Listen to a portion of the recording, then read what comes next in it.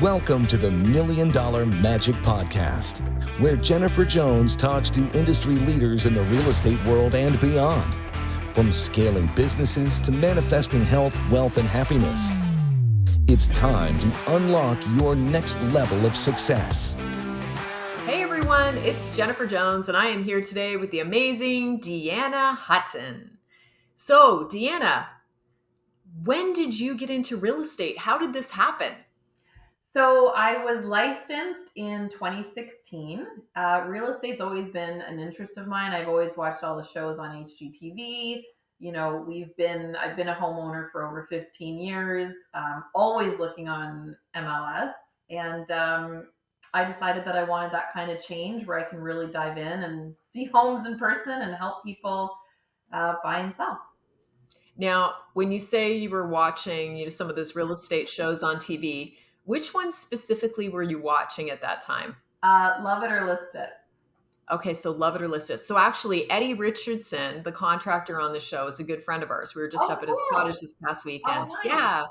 Yeah, amazing guy. So Love It or List It, great show. Now, question for you. If you look at some of the reality shows today, how real is that to actually being such a successful agent in real estate? Oh, it's hilarious. So I sometimes joke with clients like, oh, you don't watch the shows? Like we look at 3 homes, then we're going to go have a glass of wine, and then you're going to pick one, and then you're going to get it. And in 2 months from now, you're going to be living there enjoying it. That's how it goes. Yeah. And it does sometimes, right? Sometimes it does. Yeah. So very different. There's a lot of nuances and things that they don't show. Just the essence of it, I love. Like whether you're going to stay and renovate or you're going to really like explore new areas with your needs and your wants. And so just that whole journey, I love being on with people. And actually, yeah, on that vein, so if you were going in with a client right now, let's say somebody wanted to sell their property, what are you looking at? Like, is this a good time to sell, Deanna? Because we're in, September of 2025, right? What are your thoughts? I would say it depends on your why. It depends on your motivation. There's so many factors individually that I kind of like to meet with people on a consultation basis and find that out. If you're upsizing, certainly. If you're just getting into the market, absolutely. Essentially, if you're buying and selling in the same market, it doesn't matter. If it works for you in your life where you are right now, then anytime it really is a good time. Yeah. And I love that. I think that's so important, that idea of like, where are you at in your life? Because money is worth a lot, right? That's energy transference basically. And we walk away with this cash. However, the reality is when you have health crises and other things that hit, how relevant is it really? Exactly. Right? Like how much is your peace worth? Is your health worth? Is your family worth? Like those are all really, really important factors. So yeah, I love that. Okay, so what's interesting to me is you come from a corporate background. Mm-hmm. Like I would consider you to be one of the top agents probably out there right now. The reason being your attention to detail, right? Your ability to communicate with speed, accuracy. Like you were just so good. So do you think having that corporate background had an impact on sort of how you operate today? I would say 100%. So I have a degree in business administration with a major in marketing. And for 6 years, I worked for an advertising agency where we did sponsorships, events, lead gen actually. Oh, And wow. I managed a lot of automotive clients. So it's very, very similar to real estate, whereas there's a program and a client. So like buyers or sellers selling their house, like that's the program. And you have to carry it from start to finish. And there's a million moving parts and there's variables and there's unknowns and there's a lot of different people at play. And you have to keep everything moving and everyone happy. So very, very similar, I would say, in that aspect. And a lot of like, after the program wrapped up, you would meet with the client, you would evaluate how it went, and you'd make adjustments moving forward to better it. So always, very much the same. carrying things Right. to finish, moving parts, keeping people happy. Yeah, exactly. Right. Keeping people happy. And similar, actually, for these programs, we'd have staff to do the lead generation and to actually be on the ground doing the event. So I did a lot of the training for those people. So I traveled to wherever the event was going to be and train them on our standards and train them on the process, and then keep an eye out from afar once the And program is done. observe. Yeah, exactly. Yeah. Yeah. And we talk a lot about disc profile. What's your disc profile? So I am a high C with some S. So a lot of thinking, a lot of evaluating. I need to see numbers before I make a decision. I need to know more information usually. Like I have a gut feeling and it's usually right. And I still want to know some more facts before I can say for sure. Yeah, I love that. Yeah, and that high C detail, right? So many different additional steps the way your mind works versus a lot of other people. And also that S, right? So that really high desire to serve other people in an altruistic way. Like you really are that generous, kind, amazing human being, Thank you. right? Yeah, yeah. So it's just, yeah, I think it works well in real estate for sure. And I think having a balance, so working with others like yourself, like the high D's, the I's, like I think that culture and everyone working together and helping each other is what makes us successful. Yeah, no kidding. Yeah, and for those of you out there that haven't done a disc, just message us. And I think when I first joined, you sent me the disc and I filled it out and it was, or you said some other, like it was like a KPA or something. And I was like, APA, account manager. I'm like, that I knew. And right? But it's the disc definitely made sense about who I am. yeah, it kind of gives us like just that little clue to who are we and Yeah, then how are we showing up in the world. And yeah, I think too, like something that's been a part of my journey is understanding, even though I see the world this way, it's those are just my lenses and my goggles and my past experiences that have me show up this way. It doesn't mean you do, right? And you see the world in a different way. So it's learning to appreciate everyone for all their amazing, incredible skills and talents and giftings, and not to assume that they see what we do or have seen the same thing that we see, yeah, right? exactly. Even last week, I was talking to another agent who had a client and had some challenges, and they mentioned to me what the client had said. And instead of saying, "Oh my God, like how could they?" I thought, what did they experience in their life to make them think that way? Like they must have been hurt or mistrust. Like there's some sort of trust issue for them to assume something like that. So I come from a place of empathy and understanding. Not that we're being personally attacked. It's like they must have gone through something in order to think this is what's going on here. Yeah, I love that. And I think for, clients working with you or agents that you're mentoring, because you do mentor so many new agents, that feeling of not being judged with Mhm. you, that you're Mhm. not judging them. Yeah. You're meeting them where they're at, you're accepting of them, you're working to understand them at a deep level. Yes, exactly. Yeah. And I Understanding think my that's finances. so special. Yeah. So, how long have you been in real estate now? And where did you start out? Almost 10 years. The first few years I was part time, sort of as I was transitioning from the marketing world to here. And it actually all happened pretty organically. So that I went on mat leave. I was pregnant with my first child. I have two boys. And halfway through my mat leave, the company, it was a small boutique firm. It actually kind of folded, dissolved, or got absorbed by another company. So I was let go. Um, and it actually all kind of worked out because then at the end of the mat leave, I had a nice little severance to carry me through for a bit. And at the same time, I somehow saw your video on Facebook that you were, Which is the only video and the that is only literally. video, honestly, the only video I'd watch. Videos kind of make me like uncomfortable. But for some reason, we weren't even Facebook friends. Like I saw it and I pressed play and I was like, this is exactly what I need. Like this is exactly, it's someone local, like a woman in charge, successful, like looking for people. And so and that was February of 2018, and this all happened a few months And it's so funny because that was literally, I think that was the only video I put out. yeah, Like I put out one video and that was it. yeah, and I saw it So, now. yeah. And I guess that's a question for you. How much do you feel that, you know, synchronicities have to do with sort of how your life has come to this place with where you are right now? Like, how much do you think is by design and how much do you think is maybe purposed? I do think that everything happens for a reason, for sure. Like I've just seen it over and over again. And as much as my logical brain tells me that we make all of our choices and I do think that there is some sort of there's something going on Oh, that yeah, there leads is. us to where we are. And my logic brain, it's like I don't understand it, but I know enough that I don't have to understand everything for it to be there, right? Yeah, I love that. So Yeah. that's how I.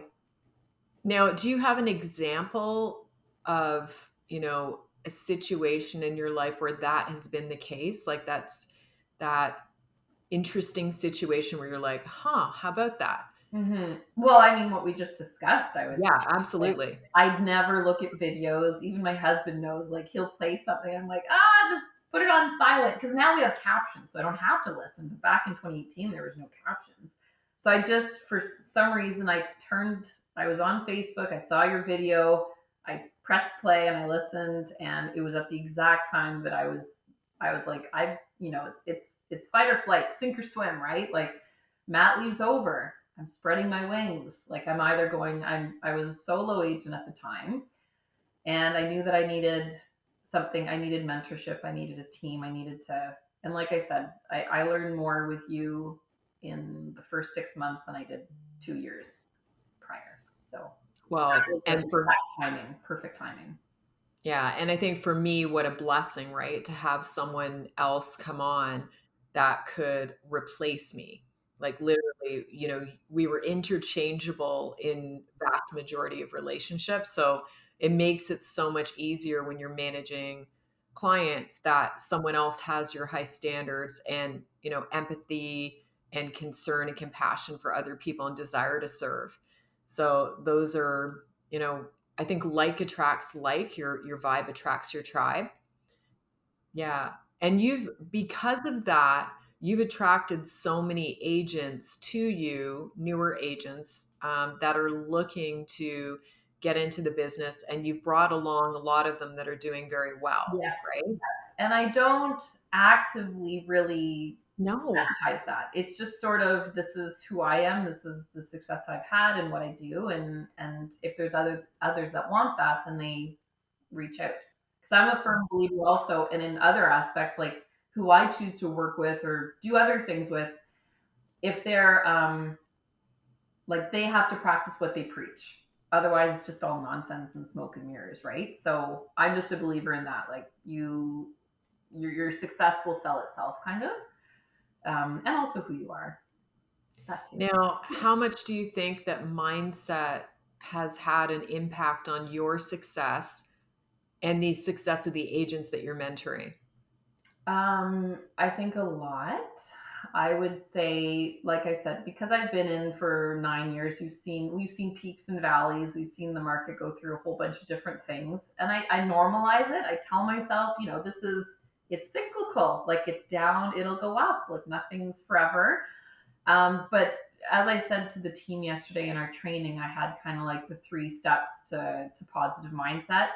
And it is so much for me about looking at the big picture. Like when you're in the moment, it's hard to step out and look in and look at things as a learning experience and like a blessing. Like I just learned this. Like this is great.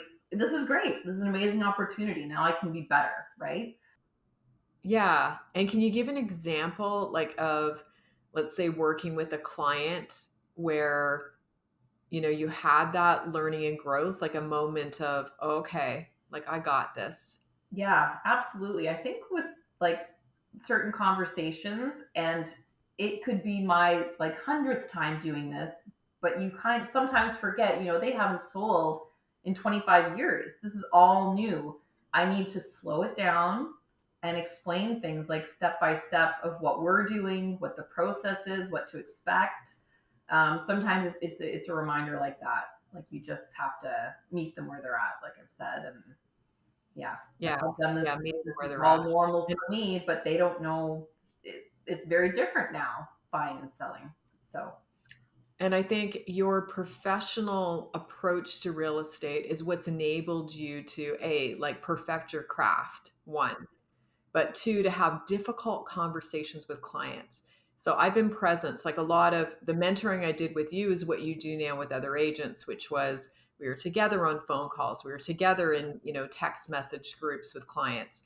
So you like learn and grow. They watch, right? So these agents are watching you, they're listening to you on a phone call, how you operate. So something I think that is unique to you is your ability to just be so professional and then just dig deeper and ask those questions like, okay, like as an example, there was a property we were talking about yesterday. So do you want to touch on that conversation? Like, high end luxury right now, not moving super well. What is that as clients become maybe a little challenging and don't fully understand that we're working for free essentially and investing our own money and our own time, thousands and thousands of dollars, even to a point they're sold. Like, so they'll get into a place of, oh, well, maybe someone else could advertise it better. Neighbor Bobby Joe said that for sure that I should be listed higher, right? So how will you have those conversations with that client in that moment when maybe we're looking at getting fired? right. And yeah, I remember it was kind of like it was a subliminal thing of like, if we choose to renew the contract. So I was like, okay, they're aware that it's ending and they're kind of, not threatening, but just like making it come to light that this might not be moving forward. And so in that moment, I didn't just want to kind of cower and say, oh, like, it's really why. So what I asked was, aside from getting the house sold, is there anything else we could be doing better for you? And I think that just brought it back to like, let's think about how this has gone. Like we really have been doing everything we can. So in terms Yes. of, right, it's just sort of bringing it back to that. And so what are your like the steps and processes that you're teaching these agents you're mentoring about that communication, let's say working with a seller? What are the things you're doing on a weekly basis to make sure that the client is kept abreast of everything that's going on that we're doing? Because I think that was something you touched on yesterday at the team meeting is really, if you're not doing those things, that strategy that we put in place, how does the client know what you're doing? Yeah, Right. exactly. And they might not. So constant communication, whether they prefer text, a group chat, phone calls, email, like everyone's different. Um, I like to send them directly. Like I don't wait for a weekly thing. I say, hey, this just listed or this just sold. Here are my thoughts on it, so that they know in real time. Like I'm on Realm all day, every day. So I like sending things in real time. If something's just relisted, I'll message, hey, I've dropped off the sheets. An open house sign is up. This is going on. We're ready to rock. Um, but I also I take it back to if I'm working with a service provider, like if I'm dealing with a mortgage broker or someone in my life, any sort of salesperson. If I were to send them an objective or an objection, it's not because I'm trying to be difficult. I genuinely have a question and I want them to challenge my thoughts, like have a dialogue with me. I don't want them to fold. So I kind of take that approach too. Like we're not arguing. I'm just either, standing like clarifying where we're coming from. Because I want it to be on that kind of like advisory basis. Like if I'm asking my mortgage broker or my accountant, I don't want them to disagree with me. That's like not the point. Like tell me what I should be doing. Like you're the professional. I'm relying on you to tell me these things. So I just fully believe in like not just agreeing for the sake of keeping the peace, like really providing actual value because anyone can just agree. Yeah, I love that. It's so powerful what you just said. Like that. So for agents watching this, go back and listen to that Yeah. again, right? Anyone can just agree, but to actually put thought and care to steer in the right direction, which is really for their benefit. I tell them what they need to hear, not necessarily what they want Not to what they hear. want to hear. Yeah. Yeah. Yeah. And I think that's interesting. We lost a very nice listing, not lost it. We never got it. We were in competition Mhm, for it mhm. in an area that we dominate typically. And our price point was how much off the other agents? Like $1 million. Our list price, $1 million. Yeah. Now, do you look at that and think, wow, I wish I could go back and tell them we'd give them like we'll list for $1 million higher? Yeah. No, no. Like it's all fun and games until things get rolling and then it falls flat. Like Right. that's what I say. And so, like, as the area expert that gave them a price $1 million lower than what the list price is right Mhm. now, we actually have another one as well up in that pocket. Same thing. They're about 600-700 higher, Mhm. um, and we won't do that right now in this market. If we were trending up, Yeah. you can do that. You can price up, Yeah. but we'd price based on the prior properties that had listed and not sold Yeah. and the ones that had listed and sold, which were few and far between, right, in Yeah. that pocket. So, what do you say to agents that want to buy the listing right now? What's your advice? So it's expensive to get a listing up and running. You're a few $1,000s. And like I said, it's all fun and games until there's no showings and they're stressed out and they're blaming you, even though you said from the start that it's higher than we should be. It's just unnecessary stress. Yeah. And I think they do forget sometimes too, right? Because we've had those where they're like, okay, well, that's the price. We get it. Hmm. How about we list 200,000 to 300,000 higher or 500,000 higher, and let's just test it, Yeah. right? Yeah. And then when you get it up, what happens? Like Yeah. 2 weeks later, a month Yeah. later, Why isn't it selling? Are you right? doing this? Are you doing this? And I relate it back to a coach that we used to have, Peter Passetto. He said it in the best way that if you have a product like 2 bags of milk, and one bag of milk is like $5 at one store, and then the exact same bag is like double the price at another store. And the double the price there's streamers, there's balloons, there's music, there's all of these things. So for us, it's like open houses and this and that, and do new pictures and garden shots and this and that.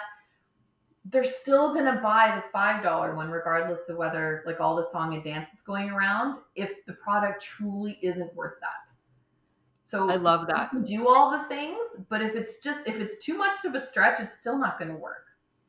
Yeah, So, Peter, and that's oh, funny. That bag of milk analogy sticks in my mind as me well. too. Me Yeah, too. Like it's I just think the best the way. C's, right? Yeah. I'm not as high C as you, but I have a lot of C, and that's stuck in my head. And I think that's so relevant to the average price point in real estate. It is a bag of milk. At the end of the day, we're dealing with milk.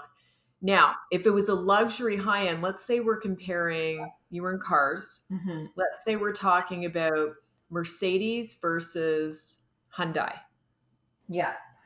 What's the difference there? We could have a similar type product, right? Let's say, but what's the difference? Like in terms of the quality, the reputation, that sort of thing. One's more of like the legacy luxury brand, and one is not. One's more Yeah. mainstream. Yeah. And I think they do, like driving one versus the other, they are a different experience. Like even over time, in terms of like how tight your steering wheel stays, right? There's like little simple things like that that make a difference over time with those brands. But there it is a marketing piece too, which works, guys, for luxury, Yes. right? Yes. But it does not work for the average price point, which is a bag of milk, Yeah. right? Exactly. Yeah. All the streamers, all the balloons, all the things. The It's wavy still guys, right? like the twerking balloon guy. Yeah, right? so Yeah. I use that analogy often. Yeah. And it's It funny is with helping sellers right more now, so that's what they're, helping agents when they're trying to price something. yeah.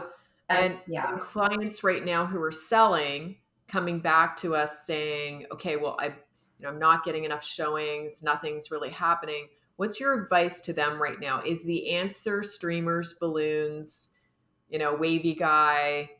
Like, what is the answer in this kind of market where you're not getting showings or offers generally, well, generally? I see. Generally, because nothing's ever 100%. Generally, it's price. Yes. And first of all, I look at the listing like we do our kind of listing audits now.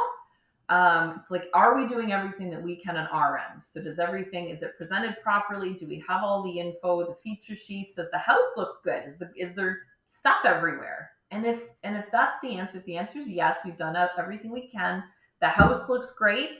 It is price ultimately. Yeah. Yeah. Yeah, I think without it being luxury or something unique or land, like those like farms, things like that, for everything else, in an average price point, if you are not getting showings and you are not getting offers, like I would say the average used to be, let's say, 10 showings to one offer, Yes. right? Yeah. What do you think it is now? For average price homes, it's not too far off, like 10 to 15. 10 to Yeah, 15 is 15 is what usually I was about going to right. say. Yeah. Yeah, Yeah. yeah. And I like And I think, to bring that to the seller's attention. Like, guys, this is great. Like, we're right on track, or we're not. Like, we've right. got 20 showings. Like, typically it's still 10 to 15. And what about as a listing agent, if you had, you're an average price point now, let's say you're at 1.2, right? Okay. And you get an offer that comes in at 900,000. What is your conversation with the seller? Like, do you immediately do that knee jerk thing, or are you guiding the sellers in a different way? 100% guiding. Leave emotion out of it. I usually say, guys, this is what they would love to pay for the house. If they had their way, this is what they would pay. Sometimes they're just trying to gauge where you're at, depending on your sign back, right? Um, so that's sort of how I start it. Like, this is what they'd love to Yeah. pay. They like it enough that they've taken the time to submit an offer. So this is gold. A signed Yes. offer is a good thing. So let's Yes. try and get us to a place where it's called an agreement of purchase and sale for a reason, because we agree, right? It's not like crush or be crushed. Like, let's get to a place where everyone's happy. Yeah. Yeah. Or each side is slightly unhappy, Slightly right? unhappy. Let's both be Slightly unhappy unhappy. together. A win-win can be slightly unhappy in this market. But yeah, And I think that that's so powerful. I always love that that's the way that you phrased it. And something that I would add to that too, that I know that you use as well, is like that, okay, you know what's amazing? You had 15 showings, and out of the 15, this is the one person that loves your house as much as you do. Now, if we were going out shopping right now, would you offer full price for most of the properties that you would go and see? exactly. Right. No, you're going to take a shot. We want to test it. We know that it's more of a buyer's market. Yep. They're trying to So, reach where you're at, right? yeah. So, again, this is gold. Now, let's go ahead and work on doing a sign back. Even if it was 5,000, 10,000 less than asking, we're going to be able to find out on their next sign back Yeah. how much they're really going to come up, right? Exactly. Because we've seen lots of things happen. We've seen them come up substantially, right? So let's just Yeah. not let it die in our hands. It's best Yeah. practice to sign it back.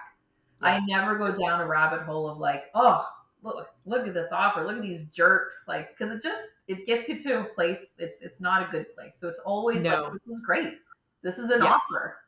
Right. And that is for a lot of sellers, they can remain in that unemotional place and, look at the offer as a whole and the Mhm. fact it is a good thing. Mhm. Then you get a percentage that will, they don't want to sign it back. It's insulting, all these things. We're going to insult other people with our offer. So Yeah, don't worry about that, right? yeah, So exactly. it's like, let's get over that. Let's take the emotion out of it, rise Mhm. above it. Where do we want to Yeah, be? And let's just go ahead and get a sign back. We yeah, call that hot potato with yeah, offers. yeah. An agent taught this to me years ago when we were transacting on a deal. This was at the beginning. And he said to me, never let an offer die in your hands. Mm-hmm. It's so true. So that was the moment I was like, yes. And we persisted with it and got that deal done. So the what the seller wants in Mm-hmm. that circumstance and what the buyer wants is ultimately the same thing, Mm-hmm. right? The buyer wants the property, the seller wants to disperse of the property. They want it sold. Yes. So let's just come up with some Yeah. kind And of exactly. It's our job to be the professional in the middle. And again, like look at the seller, like when was the last time they sold? Is this new to them? Were they expecting a low ball? Like, do they feel personally attacked by it? So it's our job to normalize it too. yeah. I love that. Yeah. We use a lot of that, Yeah. right? Like, would we This love is, higher? Absolutely. yeah, this You're is so not good. the And first one. Others have had low ball offers. And what I find is if you sign it back, often they're going to come up, substantially, if they really want it, they're going to come up substantially. So it's just stay at it. Don't let it die. What if, what if someone says, I'm dealing with one of those right now, final offer? What do we know? with a final offer. It's Oh, very rarely the final offer. yeah. You just want to stay at it. $500, 1,000, a Yeah, chair, a lamp. Keep exactly. it going, Yep. Yep. right? Yeah. A Yeah, final I offer love is that. very often not final. And so a lot of the mentoring you do, like your experience with waterfront would come into play so substantially for so many of the properties that we buy and sell. What are some nuances with waterfront properties that you feel other realtors should know? Because there's a Oh, lot of new realtors yeah. watching this, And right? this is so great because when I'm in a listing appointment, I tell the sellers, we sell a lot of these, we show a lot of these. I know what buyers are going to ask. And so not only do I factor that into the valuation, but I also get all of those answers ahead of time, put in the feature sheet, have it in my notes, because inevitably, and they always do, they ask the same thing. So like, what is the shoreline, right? Like, what's the depth? Is it rocky? Is it weedy? If it's rocky at the front, how far do you have to go out for there to be a sandbar, if there is at all? What size boat can I dock? Um, is it owned at the shore? Like, there's just so many different things. And how would we, like, let's say we're a realtor, we're going out to a listing appointment or we're showing a property to a buyer. Mhm. How do we, as a first glance, determine if the waterfront is owned or not by that particular house? Like going on Geo A Warehouse, is that what you tool. mean? Yeah, Yeah, Geo Warehouse, just as a rough, like look at the property outlines. If they go to the water, that's a good sign. If it's like substantially before and there's other like plots around it, then maybe it's not owned. And I've caught right. that twice actually on the buyer's behalf, where the legal description's only the parcel where the house is, but there's a whole other pin by the water. So I've caught that and manually added it in twice in the last Yeah, year. perfect. Yeah. Yeah, and it's to understand when you see that overlay with the geo warehouse where it's not going to the high water line, and when you click the pin, it shows crown or town, things like that. It's understanding if it was town owned, there's so many complications to this, guys. Like it could be, it's grandfathered in the use, maybe something else is happening, but in most cases it would be owned by the crown.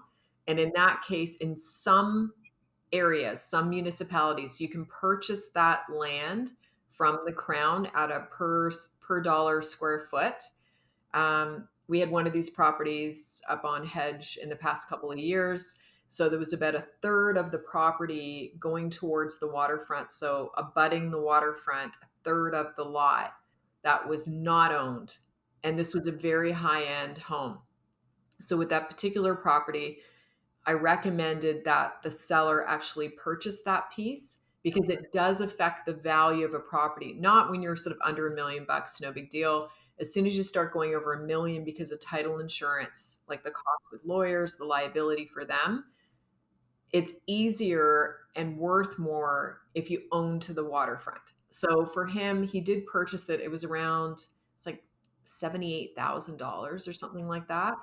So, for most of them, you're not going to pay that much. If you're in Georgian Bay, you're going to pay way less than that. It might cost you a couple thousand. But it's important to know those things. And that's the reason for reaching out to someone like Deanna, who understands this, who can help and guide you. And like, especially as a new agent or someone that hasn't done that before, you you're kind of putting yourself at risk Oh, of a 100%. lawsuit, Yeah. and also a very unhappy client Yeah. where suddenly, like, let's say you listed a property, you said it's waterfront, you put in the listing Mhm. waterfront. Mhm. Now we're going to closing. What can happen, Deanna? It's not like it could fall apart. It's not what they thought they were buying. And it would be your negligence, not necessarily the listing agent's misrepresentation necessarily, because this is like an easily discoverable fact. So I think back again, like big picture, like why is someone hiring a realtor? Why wouldn't they just go from house to house and buy their own? Well, they're looking for this kind of advice. We're supposed to be experts in real estate. If all I'm doing is opening a door and letting them look, like I'm not earning my paycheck at all.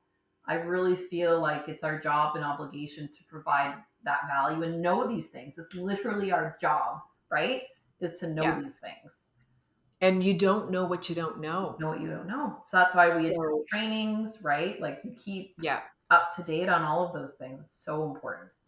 And what was your training like? Like when you first got into real estate, what was the training that happened?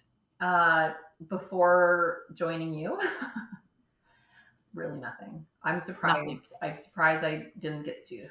Like I don't know how I. No, exactly. And that was the same thing for me. So as a new realtor, when I got started, I joined into Keller Williams, but at the time that particular Keller had no training, zero zip-do. So I remember even sending in my offer to be looked over by the broker who said, "Yep, good, thumbs up, go." Sent it in, complete gong show. I was missing like Schedule Bs. I didn't have everything in there I was supposed Yeah, like to. what's in a Schedule So, A, right? Like what is right? that? And it was interesting. The agent on the other side of that deal. So we were the buyer. Thankfully, we were buying for ourselves that first property. Thank God. And it was Chevy out of Keswick. Yes, What's her last name? Tomoko. Tomoko or Okay. something. Yeah, Yeah. she was the listing agent on the first house we bought actually. See, you're 2010. it's like Yeah. synchronicities, yeah. And she was such a lovely human being on that deal. She said, "Okay, you're missing these things. This is what you need to do." I mean, obviously, she wants to get the deal done too, but a lot of agents would have just been like, "Oh my God, you're a mess. Like, what a gong show." And she didn't do that. She took the time to explain to me what I sort of screwed up on. So that always stuck in my mind. And even now, when we have agents reach out where they've made mistakes on offers or through the offer process, I'll take the time to slow down and say, okay, this is the way it should be done. And this is what you have here. In order to protect your clients or protect yourself, you need to do the following things, right? So I feel like that, just care and love for other people, right? It because it matters. I give the example of I was doing a deal in Aurora, and our listing. So buyer agent was newer. Like he was also a dentist part time. Super lovely guy, and he made the mistake of sending me fulfillments when we discussed an amendment. Okay. So technically, I could have literally just said, "Thank you very much. That's it. All done."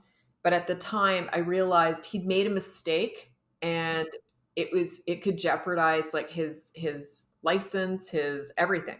And he didn't have the experience. So just spending that time to say, "Okay, I'm going to pretend you didn't send that to me. I need you to send me the proper document. This is what it looks like. This is what it needs to be, to have in it." And we did the deal. And, why is this important? Because to me, he ended up dying in that Iran plane crash, Oh wow. the one where they took off and were accidentally bombed. I guess they Oh had a right. missile And or I something remember hit they the were plane. dentists, right? Yeah, Oh so it wow. was Good. he, his wife, and their little, I think it was a daughter at the time, who were killed. And to me, that I was so sad to hear that because we were trying to close the deal. I couldn't get contact with him, didn't know what was going on. Finally reached out to the broker and learned that it's what had happened. So I was grateful that, in that moment where I could have just Yeah. been a total horrible human being Yeah. and said, screw you, I didn't. Yeah. And this was his experience, was like dealing with someone who is being patient and loving and kind. And, Yeah. his life was short. Yeah. So we don't know what's going on in someone's world Mhm. or what is happening to them or what's happening, behind the Oh, scenes. So exactly. always taking that time to be lovely, right? Yeah. Always factor that in for sure. Yeah. You just never know. You never know. No, you don't know. And you don't know what's going to happen to them in the future. No. So And just take the time. you don't know when you'll cross paths again and you'll be on the other end and you want Right. them to be pleasant with you. So it's always Well, it's interesting. I was at a meditation retreat like a couple weeks ago, right? Just for a couple days. And she was talking about how, and this resonated with me. She was talking about how basically like our creator, this is our creator, right? Like Mhm. everybody is here. So you're here, I'm here, that dentist is here, right? And so we're all connected. Mhm. So technically what happens to one happens to the other, Right. right? So I feel like if we went through the world believing we're all truly connected, Mhm. we're connected with animals, we're connected with trees, we're connected with each other in a deep way, then we would all behave differently with each other. What I do to you, I'm doing, I'm Mhm. doing to myself, Yeah. Like if we're all right? rooted, if our roots are all in the same place, then Yeah, it's it's like true. that It God is spark, awesome. that creator spark in everybody and everything, right? Yeah. So I think just to work on, for everyone out there working on, what is the meaning of life? What is your purpose? What is your path? And then how do you make the world a better place? Because I think you're the epitome and one of the best examples of a human being that, I mean, you're super highly functioning, but your constant desire to improve Mhm. and help others Yeah. is like, there are very few other people like that I've ever met. So I'm very I'm grateful glad you for you. appreciate that too. Like it's like I just care so deeply. I care so You much really do. because and even realtors, I think everyone's colleagues. We're all colleagues. We're all licensed with, OREA, like we're all colleagues. So when I start a deal or start to work with someone, I'm like genuinely excited to work with them. Like I love let's that. get to know each And I other. think Let's too, do this. we don't hear, like, out of your mouth, we don't hear negative things Mhm. about clients Mhm. or about other realtors or about people. Yeah. So where does that come from with you? Like, how? I don't know. I think empathy. I think my dad, he was very influential in that way. He's always gone through life say, and it was just like a running joke, but so kind of like he's like I kind of like everyone. Like that was just his thing. It's like kind of like everybody, even from like rescuing little bugs in the water. Like that's what I used to do as a kid. I'd go out in the morning and check the bird bath, and if there was like little flies like floating around, I'd pick them all out. So for me, it's just like everyone's something. Everyone has value, and Everyone is just kind of like valued. everyone. Yeah. Yeah. And that's super important because what do we always say? Someone who you meet who's talking about everyone else in a negative way, Yeah. what does that tell you? They're probably talking about you. And it Mhm. also projects on how they feel about themselves. Yeah. And it's just like a totally different vibe and aura and like all of that you don't want to be sucked into. So yeah, Yeah. just like And everyone, like excited to work with you, excited to make this happen, like get to know you and maybe do another deal in the future and help each other out. yeah, I love that. And it's so, so true. And I think for those of you out there, like we all have those moments of, get into gossip for a minute, right? Mm-hmm. But understanding that that is something to overcome, Yeah. right? Because energy is a real thing. And when you're saying something about someone, Yeah. Your you are cells pick up on physically, it, right? yeah, you're physically projecting it where they actually know at a soul level that you've said it, Mm-hmm. right? So I'll find sometimes like I'll have resistance to someone. I'm like, Yeah. interesting. It's like And it's magnetic. because I know that they have that negative energy that they project, right?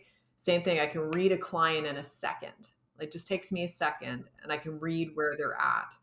So I know that you're like that as well. You're very sensitive to energy with other people. So how do you protect yourself from that? Like, and how have you grown through that ability? Because working with clients that are emotional, like I make the joke, we've had realtors come over from the commercial side and they're like, that's a business Yeah. You're transaction. like, wow. And then Wow. they come over here from like sales on the business side into this and they're like, what is with all of this emotion, Yeah. right? Yeah. Well, yeah, it's like it's very simple. It's staying in my lane, being the professional, recognizing my role in their whole journey with this real estate transaction. Um, the whole "you're okay, I'm okay." I love that because it's acknowledging them. And Explain that. so, our in our upline, Sean Getty kind of taught this to us, where it's if someone has an objection or a feeling, instead of just bypassing it and saying something back to them, like objection handling, you take a minute to really acknowledge it. So if someone says, "Oh my God, like no, that's your valuation's way too low. Like I can't sell for that low." You could say something like, instead of just going up, or instead of just responding like, well, it's too high, like we have to list there here. You can say, hey, you know what, I totally understand. I also would want to list my house higher. I would love to break a record on the street. Other sellers have felt the same way. What we found though is when you price it accurately, that's how you'll get sold. We don't want to just price to list, we want to price it to sell. So something like that. It's like, yes, I totally understand where you're coming from. I feel the same way. Others have felt the same way too. And what we find is this. So it kind of just takes them Yes. through that path. Yeah, so it's basically like the mirroring. It's Mhm. like, Oh yeah, you that's a know, whole other yeah, day. Yeah, yeah, the mirroring for yeah. sure. Like And slow it that's down. so That, important. yeah, So important. It's because it is, you're slowing down and actually listening yeah. and then even mirroring back what they're upset about. Like the example we use is we had one agent who did it a couple times, a couple different houses, walking through a house with all their boots on, the agent and the clients in the winter, salt all over their boots, and leaving these salt trails all over their hardwood floors. So, with that particular circumstance, the client calling very upset, obviously, and saying, yikes. Okay, so what I'm understanding is that this agent and the clients came in, didn't take their boots off, walked all through the house, and got salt marks all over your floor, right?